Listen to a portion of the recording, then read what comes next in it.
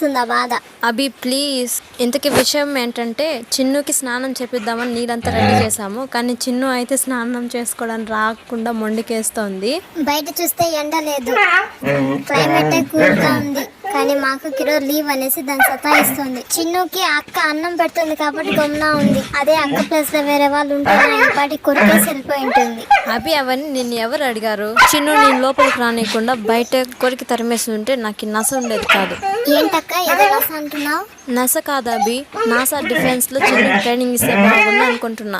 అక్క నాసాల మనుషులకు కదా ట్రైనింగ్ ఇచ్చేది. ఓ అవునా, మాకు తెలియదులే. పొగరు. ఏమన్నా? పాపం అన్నా. దేనికో?